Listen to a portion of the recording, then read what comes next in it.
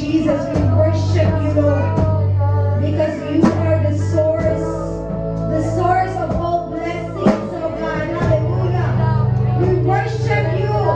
We worship you, God. Hallelujah. Because you are the source of all blessings, God. Hallelujah. Yes, Lord Jesus. We praise you in our worship. We give you praise in our songs, my God. Hallelujah. We give you praise in our laughter. We give you praise in our adoration. We give you praise. We give you praise. Hallelujah. Yes, Lord. Yes, Jesus. Hallelujah. Yes,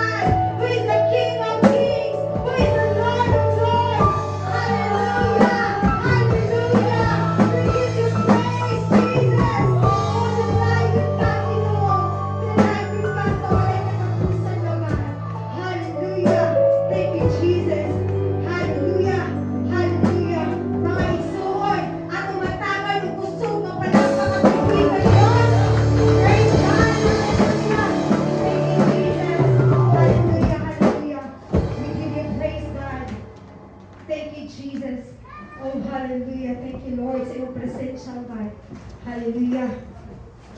Thank you, Jesus. Hallelujah. Ang tanan ba na panalangin? Hallelujah. Praise God. Thank you, Jesus. Let us open our Bibles as Romans 12:1.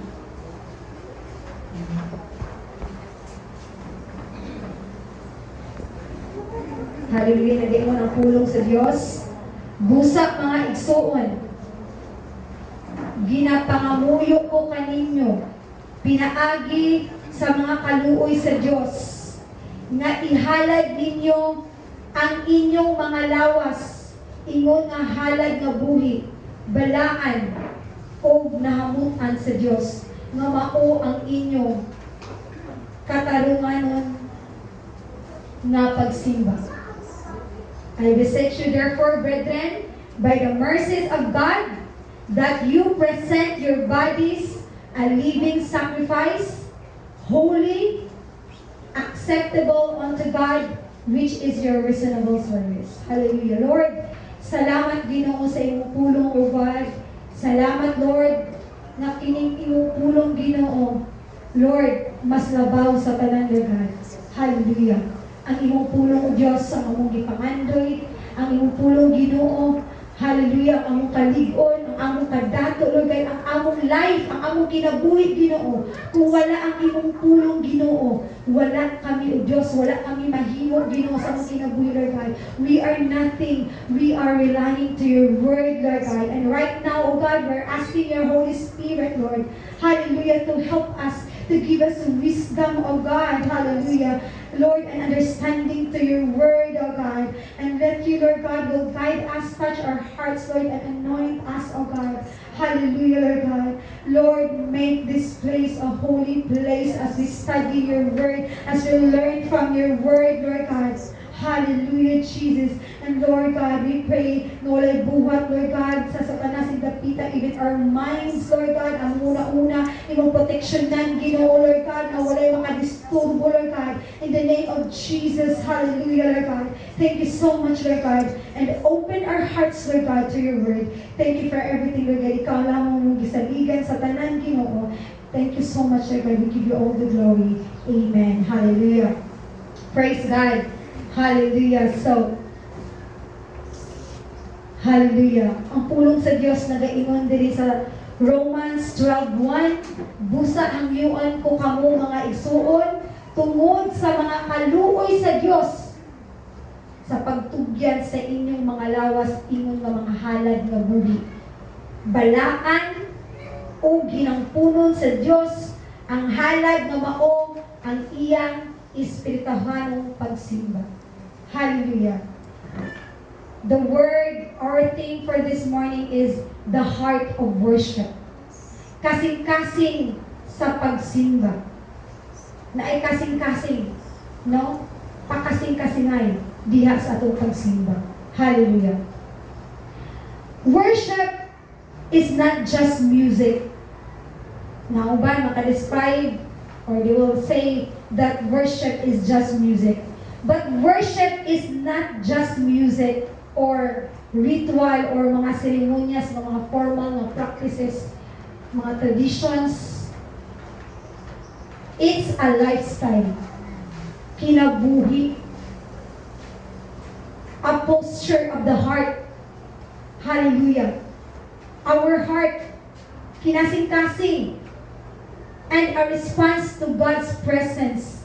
It is the response of God's presence and sa iyang pagkamaayo sa itong kinabuhi. Hallelujah. So, what is the heart of worship? Letter A, worship as surrender. Hallelujah. Means give in. There is submission. Sa pag-worship as surrender, why worship as surrender? It is naakay pagsubmitar diha sa Ginoo. Means offering your whole self. Imong gi-offer ang imong self, your will, ang imong tanang kabubuton, desires and plans to God. Dili siya defeat, kaya nilang gaytag surrender, na pildi na, ni surrender na. No. It is trusting God. Worship as surrender. Hallelujah. Number 1 under worship as surrender, a surrender of self-will. Kaugalingong, imong kaugalingong kabubuton. Imong gi-surrender ang imong kaugalingong kabubuton. Worship begins when we lay down our own plans. Ang atong mga plano, ang atong mga tinguha, ug ang tanan. We worship God. It says, not my will but yours be done. Dili ang atong kabubuton ang matuman, kung dili ang kabubuton sa Amahan. That is worship. That means surrender. Niingon sa Luke 22 verse 42, niingon si Jesus, ito siya sa Gethsemane, before the cross. He talked to God, he worshiped the Lord. He prayed to God, Father, not my will, but yours be done. So surrender of self-will. Ang will, ang imong kabubuton kung sa imong mga plano, sa imong kinabuhi, imong mga pangandoy, imong gi-surrender. So worship as a surrender. Surrender of self-will. So worship is not just singing. Dili ra ka nagkanta ka dira, gaawit ka dira sa Ginoo. It's submitting. Nag-submit ka, gapaubos ka diha sa Ginoo. That is worship as surrender. Number 2, under worship as surrender, surrender of control. So, worship is trusting God even when we don't understand. So, wala nakakasabot sa imong nahitabo sa imong kinabuhi. And you feel emptiness in your life. Wala nakakasabot, empty kay ka. But surrender of control. Worship as surrender. Number 2, surrender of control. That is trusting God. Gasali ka, gapadayon ka sa pagsimba diya sa Ginoo, even when you don't understand, even sa mga problema, even nga wala ka kasabot na sa imong kaugalingon. But you keep on trusting God. Surrender of control. It's letting go of outcomes. Wala na kagaw-na sa outcomes and choosing faith over fear. Imong gilantaw na imo na gikuitan ang imong pagtuo. Sama sa pangitabo ron sa atong kalibutan. Nga grabe ang pagtaygo. Wala na ako nga unsa naman makahadlok naman. Delikado naman. Makalilisan naman ang panahon. But faith over fear. That is surrender of control. So, ingon din sa Proverbs 3:5-6, trust in the Lord with all your heart. That is worship. That is worship as surrender. Surrender. Sa dili nimo kontrolado, but you surrender. Hallelujah, because you trust in the Lord with all your heart. So, worship is like kanami ka surrender of control, pariyaan ng ang pag-worship, ang pagsimba, the heart of worship is pariyaan ng ikaw nagpupot ka sa manubela ba, nag-drive ka, manubela ka, ikaw ang nag-drive, gakupot ka anak, pero ang imong pagsalig na siya ang magmando, siya ang mag-control. Pariyaan na ang surrender of control. Na ikaw ang gagunit sa manubela, but ang imuhang gilet nimo ang Ginoo nga mo'y gagiyan nimo. That is surrender control. Hallelujah. Number 3, under worship as surrender is kay worship as surrender. Una, surrender of self-will, ang imong kabubuton. Imong gi-surrender the control, what happenings in your life. Maybe you cannot control, but you surrender to God. That is worship under worship as surrender. And number 3, surrender as a daily lifestyle. Worship isn't just a Sunday event. Na every Sunday ra ang worship. Maka-worship ko sa Ginoo pag panahon sa Domingo. Kay mag-fellowship, magsimba ni, mag-usang ni. That is for you to go to a worship. No. Worship isn't just a Sunday event. It's a daily decision. Hallelujah. Daily decision sa iyong kinabuhi. Daily lifestyle. Every moment is an opportunity to honor God with our choices. Dili na matag Domingo. Kay choice din ako. Kaya may time ko, may panahon ko ron. Musimba ko kay free man ko ron. No. Every day, every moment sa atong kinabuhi, mag-unsa man ta, that is an opportunity to honor God with our choices. You know what? Why galanta ko sa video, na uban, sa lilog, yes, makaluoy ka, makahilak ta sa mga pagitabo sa uban mga places. Grabe ang ilang gisalita ilong sa linog. Then, makakita ko sa uban, sa linog, na ito pamalitas. During linog, naamoy uban, most ay kalabanan ko sa mga video, makita na to, datawag sa Diyos. Jesus, Ginoo ko kay sa kahadlo, sa kakulba. Then, akong ginin ako pagalingon.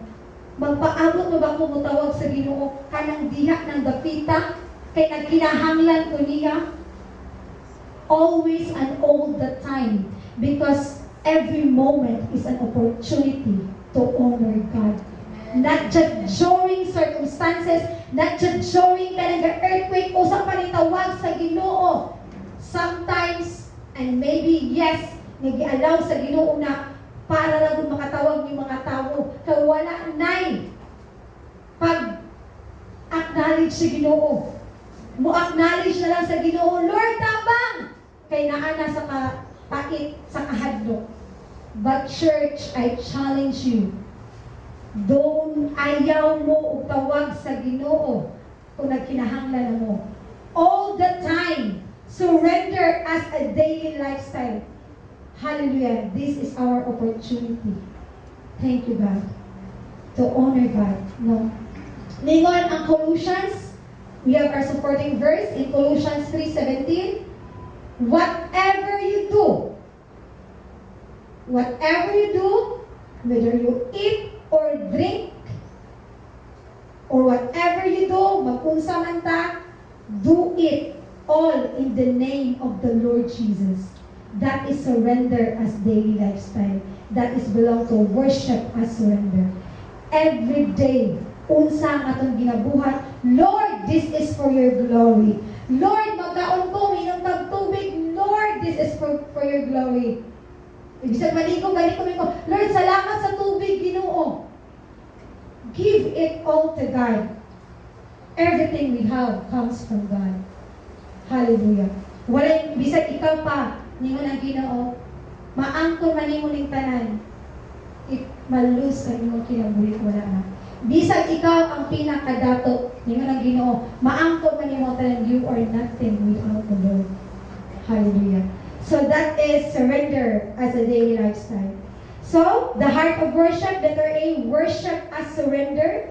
A, surrender of self-will. Surrender of control. Surrender as a daily lifestyle. I have here, na ako'y illustration today. Hallelujah. Kana, the white flag. Imagine a battlefield. Battlefield. Hallelujah. So, na-adyan ay mga sanay ka ng kontra. Two opposing armies na ga-face each other. So, ang usa ka grupo, nakarealize sila nga they cannot win. So, kahit dili man sila maka-win, nakarealize naman sila. So, they will rise a white flag. That is a universal symbol of surrender. Kung talk pag mga battlefield, they will rise the white flag, meaning of surrender. But let us twist in the kingdom of God. Surrender isn't defeat. Kung mo surrender tas diha sa Ginoo, dili pasabot nga pildita.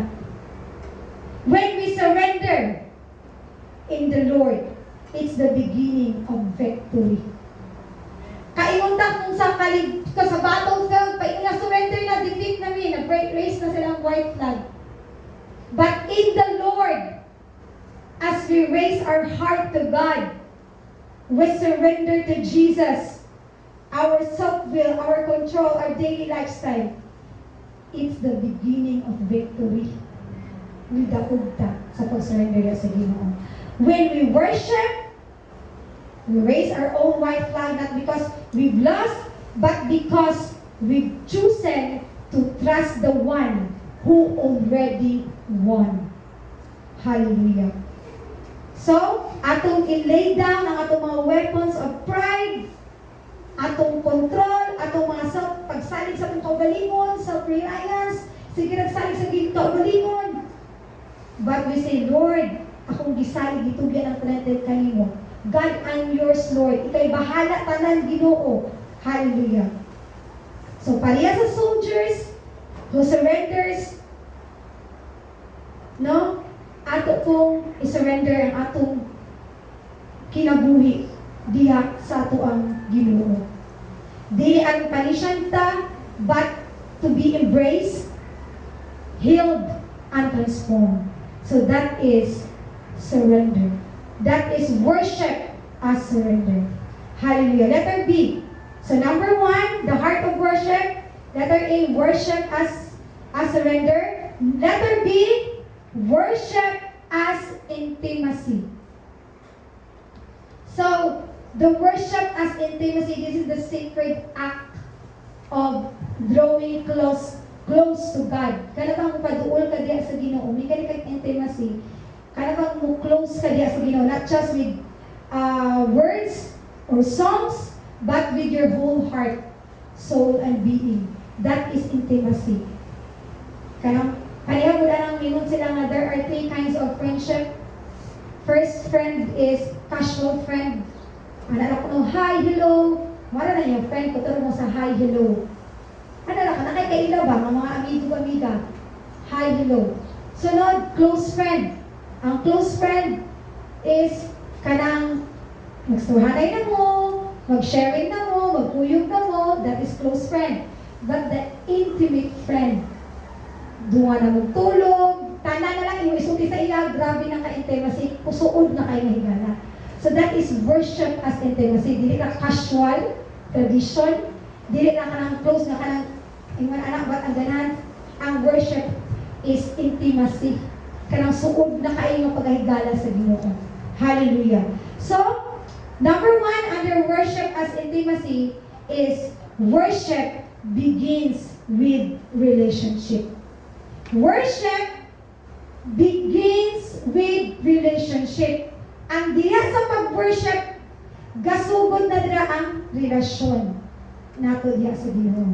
Intimacy is born from connection. Kung wala kay connection diya sa Ginoo, walay intimacy. Hallelujah. So, connection. Worship isn't just about knowing about God. Kaila ka, bara ka casual ba? Hi, friend. Kuto ba anak? Kaila na kaniya. Hello, Lord. Jesus. Kaila ko ni Jesus. I know the name of Jesus. Hallelujah. So, worship isn't just not about knowing about God. Kaila na kaniya. It's about knowing Him personally. Intimacy. Di na ko itong ka-hi, hello. Pero bakuyog mo kaon. Dungan mo, tanang ibati, i-share na guli mo tanang, masaligan na guli. Sa imong friendship ba, kung amiga nga in-internet, ingon anak. So, ingon anak, ang worship diha sa Ginoo. Intimacy. So, there is kanang knowing Him personally. Makailag ba, maka-experience ba sa iyang kaayo. Maka-experience ba kung kinsa mo ang Diyos na tinuod. Hallelujah. Ningon dili sa Psalms 27 verse 4, one thing I ask, to dwell in the house of the Lord, to gaze on His beauty. Hallelujah. So si David, nganong na siya, grabe ang iyang worship, intimate kay sa Ginoo, grabe ang kasuon niyang pagsimba, kay mauli ang ginapangandoy. One thing I ask, nangandoy siya, nagatinguha siya kanunay to dwell in the house of the Lord. Hallelujah. Kanunay nangandoy sa presensya sa Diyos. That is, worship begins with relationship. So, naay intimacy, naay relationship between God.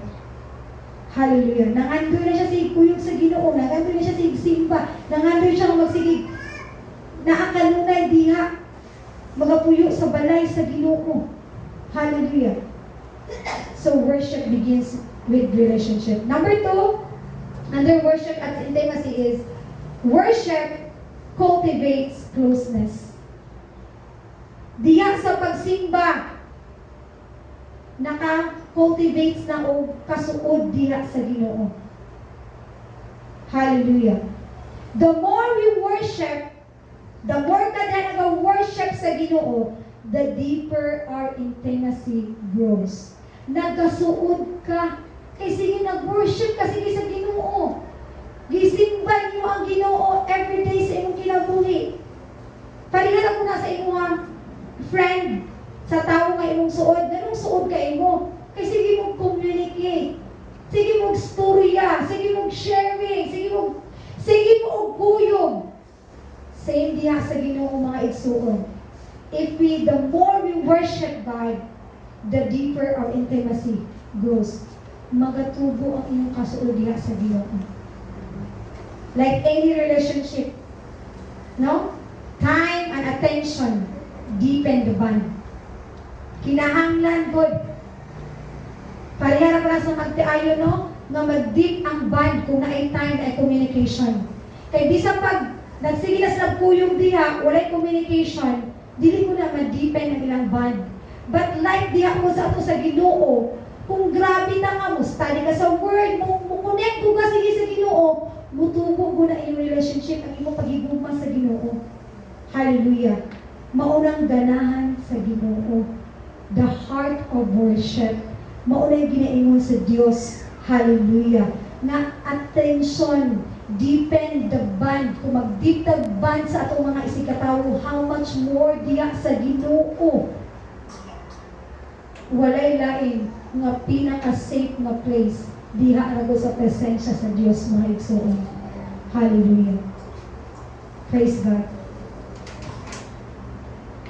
In Psalm 63 verse 1, earnestly I seek you. My soul thirsts for you. Ingon anak, inana nga, like the heart of David nga. Di ba, ingon ang Ginoo, a heart after own God's heart si David? Inana, ganaan sa Ginoo. Kung si David, inana siya maka-worship sa Ginoo nga, Lord, atong ibasa, one thing I ask to dwell in the house. Sige, pangandoy sa presensya sa Diyos. Ngayon na po rin sa Psalm 63 verse 1, earnestly I seek you. Grabe, sige, pangita sa Ginoo. My soul ang akong kalag. Ginauhaw ka nimo. Inana ang ganahan sa Diyos nato mga igsuon. Because worship cultivates closeness. Hallelujah. Worship is the rhythm of intimacy. It grows with consistency. So, mutubo siya consistent kapag tayo mo ang atong pagsimba dahil sa Ginoo. That is worship as intimacy. Then number 3, worship transforms the heart.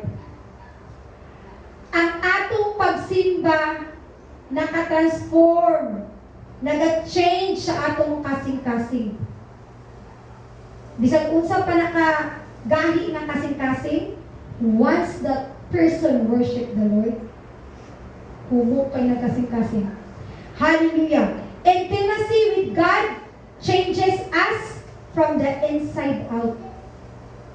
Hallelujah! There is transformation of our heart because of this intimacy. We become more like the one we spend time with. Diba? Hallelujah! Kung asa ka, kung kisa sige imong kuyog, posible kang matakdan. Kung kisa sige imong makuyog, kuyog nimo nga barkada, kuyog nimo nga tawo, posible kang kanabang ma-adapt nimo ang iyang ginabuhat. Pwede mo ito masuwid niya kasi sige mong kuyog. Posible. Hallelujah. So, the more talaga kasi close diya sa Ginoo, the more tali grow diya sa Ginoo, sige pangita diya sa Ginoo. Hallelujah. We become more like the one we spend time. So the more mo daw maka-connect sa iya, ha? Mo reflect po Jesus sa atua. Hallelujah. Kung usa to sige ginabuhat, kung usa to sige ginabuhat, kung usa to ginabuhat sige, kung asa ta ka na magka-connect sige, maapoy mo gawas na to. It will reflect. But kung dito ka mag-connect sa Ginoo, sige ka connect kay Jesus, wow, maupunay mo, marisulta, maupunay makita sa itong kinabuhi. Kung asa ka spend time, hallelujah, mga ipagputag sama niya. Praise God. Ningon ang 2 Corinthians 3:18, being transformed into His image. Matransform ka. That's why the fruit of the Spirit works in our lives. Because that is our God na atong kanunay na gina-worship, gina-connect, ginaduo nato sige. Hallelujah. So, that is worship as intimacy. Worship as is intimacy. Relationship, closeness, makakultivate of closeness, makatransform sa atong mga kasing-kasing. Hallelujah. Sama sa usa ka crowd, no? Nga puno kay noise. Langas. People talking. Langas jud kaayo kasi ang mga tawo, kusog imagine lang ang music kusog kaayo. Dagan kay distractions everywhere na tanan kayo wala kanabang asin langas jud siya nga langas. Then in the middle of it all, naay usa ka bata nga galakaw. Dayon ni hunghong o ni istorya something softly. Walay laing makadungog except the parent. Di ba? Langas kay sa katanan pero naay bata dira ng istorya, ni hunghong o naay istorya makadungog ng ginikanan. Makadungog ng mama o papa sa iyang anak. And that is nga naman ang parent, because ang parent nakaira siya sa iyang tingog sa iyang anak. Bisa pag sa daghan ka kay whisper, dagan kay noise. It's not about the volume. It's about the relationship. It's not about the song. It's about the relationship. So worship is like that whisper. Ana ang worship nato. Ngala, dagan kay langas, grabe kay sa matanan. But worship is like that whisper na madunggan ka. Close ka sa Ginoo. Hallelujah. Kaya bang grabe ang pabor sa Ginoo sa imong kinabuhi. Dungog din mo kaniya. Hallelujah. It's about the intimacy of being known. Known ka ila na ang Ginoo sa imuha. When we worship, we're not trying to impress God. We're drawing close to Him. Hallelujah. Every time we worship the Lord, nakapaduol ta diha niya. Speaking from the heart, trusting that He hears us because iya hata, we are His. Pareha sa bata nga nagkuan, gastuya diha sa kalangas, nga madungog dula sa ginkanan. Inana ang worship as intimacy. Hallelujah. Letter C. So again, the heart of worship, number 1 is worship as surrender. Number 2, worship as intimacy. Number 3, worship as warfare. Hallelujah. That's why my soul, dili ko nato hunuon ang pagdayig, pagsimba sa Ginoo. Kay daghang nagaguba ron because of worship. Unsa nga buhat sa demonyo, ginatumpag nato na because of worship. Worship as warfare means using praise. Praise ta, gadaig ka sa Ginoo, adoration, surrender to God as spiritual weapon. This is weapon. Worship is weapon. Hallelujah. Against fear, darkness, o kanabang attack sa mga enemies attack. Inana kagamhanan ang worship. Hallelujah. Worship shifts atmosphere. Ang worship nag-change sa atmosphere. Worship invites the presence of God. Ang pagsimba, every time mo simba ta sa Ginoo, ga-invite ta sa presence sa Ginoo. Unya, if we worship the Lord during worship time, then wala ta naka-worship sa Ginoo. Wala ta na-invite. Every time mo sing ta sa Ginoo, mga igsoon, every time we sing together, or wherever we are, nasa loob balay, gadaig ta, gasimba, ga-invite ta sa presence sa Ginoo. Ga-drive ka dra, gadaig ka sa Ginoo, gasimba ta. We are inviting the presence of God. And the presence of God, wow, walay diha tanan. Tanan nga blessing na sa presensya sa Ginoo. Magani ang mga dagko, mga tao sa Bible, dili ganana, dili si Moses padaan. Ay Lord, dili ko wala ka kung wala ka. Si David padaan, Lord, dili ko kukuan kung wala ka. Because they know na diya sa presensya sa Ginoo. Hallelujah ang tanan. That's why every time we worship, we invite the presence of God. So once we invite the presence of God, ang worship, na-change ang atmosphere, na-change ang naman. Kay katong imong fear dira, katong imong confusion, ang imong oppression, ang imong mga kasakit, ang imong mga problema, nawala, na-change naman, nawala man sa iyong pagsimba sa Ginoo. That is number 1. Ang worship naka-change atmosphere. It is a warfare. Hallelujah. Grabe kayong problema gikan sa iyong balay. Ato kasimbahan, you worship ka sa Ginoo. Nalimtanin mo, may problema dahil ka. That is the worship. That is worship as warfare, mga igsuon. Inana ka-powerful ang pagsimba sa Diyos. Hallelujah. Like Paul and Silas in prison. Si Paul and Silas, asa man sila? Nasa prisuhan. Kung nasa prisuhan, dako kay problema, walay freedom, walay kagawasan. Kung saan nag-iwan dito, problema sila, nasa sa prisuhan. Gadayig sila sa Ginoo, gasimba. Hallelujah. Worship can turn captivity into breakthrough.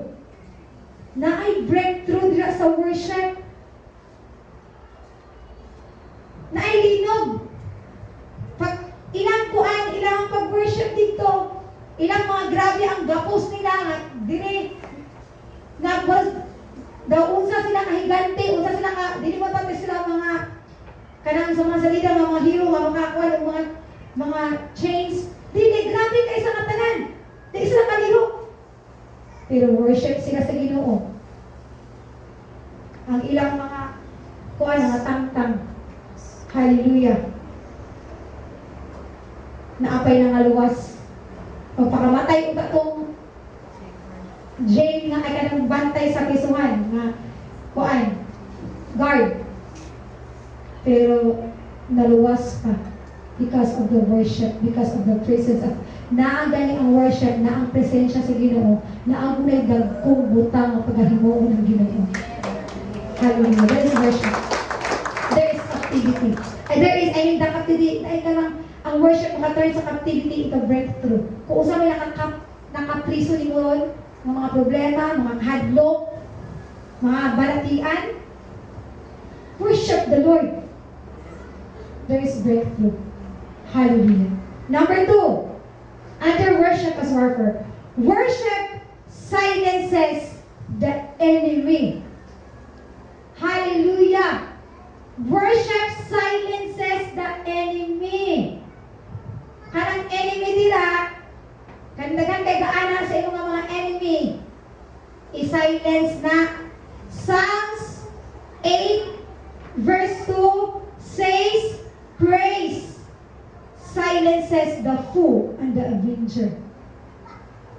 Bisa pag unsa yung mga nadunggan nila, dili maayo, na sakit, or unsa pa nila ang mga nahitabo sa imong kinabuhi nga dili maayo, just worship the Lord kay maka-silence na.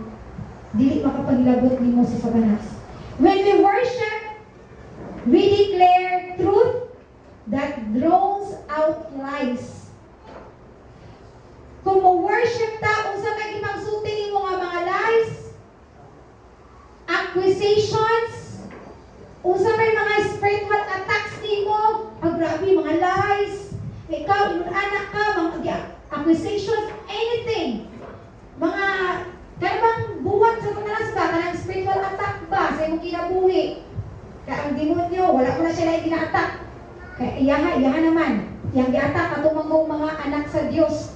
So na yung mga spiritual attacks sa itong kinabuhi na ginakuan dyan ka. Worship. Simba sa Ginoo kay naka-silence na sa mga enemy na nagasamok-samok sa iyong kinabuhi. Ayaw mo balas ng attack. Hindi mo na kaya. Ang presensya sa Ginoo mo'y makaprotect sa iyong kinabuhi. Hallelujah. That is worship silences the enemy. Nakay madungog ng mga istorya na dili maayo sa iyong kinabuhi. Ayaw po na i-attack. Worship sa Ginoo. Mahigsuon. Worship the Lord. Hallelujah. Number 3. Worship invokes angelic activity. You know what? Kanagay na ilinog. Kasi kung una ba, before sa mga panitabo nga linog, katong nangagi pang mga bulan, ngayon ako nga, kanibang linog ba? We know nga, kung sa earthly nga panabot, there are two kanabang hinungdan na maglinog, di ba? Volcanic eruption, tectonic. Pero, magbasa ko sa Bible, kanabang nailinog ba? Every time nailinog. Because of worship, kanang grabe ganit, or nai-angel. Nakapasok ko nga, nai-angel, hindi na nai-angel ba? Parang ko sa'yo, ako nga, wala ko dagway. In my own undercon ba ko, nanawit angel lo? Di, nakanaog dira, kayo kung sa dagway diri. Lahi ang angel. Lahi ang angel ba na sila? Wala, kung sa kuan pa, lahi pa na ilahang feeling anak. So, anak ba? So, worship, ako na siya gi-insert. Nakahilumdum na ko sa una, sikong hunang anak ba? Mga kanang every time na ililog mo, ang angel ba? Kung what I mean is, if ang angel man na muli log, nakabasa ko na sa mga time anak nga ko ay, pero not all the time dyan, pero nakabasa lang to, ako nag-share. So, number 3, worship invokes angelic activity. Niingon diri sa scriptures, no? Gipakita that praise and worship often coincide with angelic intervention. Dito sa Revelation 5, kung atong mabasa sa Revelation 5, hallelujah, ang angel dira ga-worship sa Ginoo. Kaya kani siya, when we worship God, worship becomes a spiritual environment. Kaya kanang mga angels, di ba, wala pa na sa daylaing ginabuhat, day and night. Kung magbasa ka sa Revelation, day and night, walay humong sa pagdaing sa Ginoo. That is why worship invokes angelic activity. When we worship God, worship becomes a spiritual environment where angels are present, active, and responsive. It can be that there is a responsive na mga panghitabo, dahil panglibo. Eh, every night, every day, walay humong ng mga angels. Worthy is the Lamb who was slain. Sige, nagdahig. Hallelujah, praise the Lord. Wala na sa'y hunong. Kita lang mga taong hunong kay busy sa itong panginabuhi. Pero sila, worshiping day and night. Hallelujah. So, worship invokes angelic activity. When we worship, nasa Revelation 5, when we worship, we echo the heavenly chorus. When we worship the Lord, there is a heavenly chorus there. There is worshiping the Lord, the angels of God. Hallelujah. So, heaven responds when God's people exalt Him. Once we worship the Lord, kita ang mga tao nga nagdayeg sa Ginoo, God respond po ng heaven. Wala ko kusay. Ano ba si Galilag?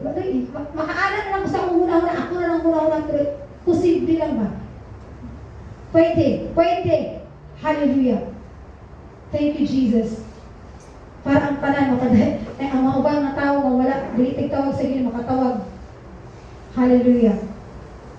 Yes, thank you, Jesus. So that's not letter C, worship as warfare. So worship shifts atmosphere, worship silences the enemy. Worship invokes angelic activity. So, atong imagine na po ang kanang ancient nga battlefield. Sa panahon ba sa mga Israelites people? Two armies Japan face each other.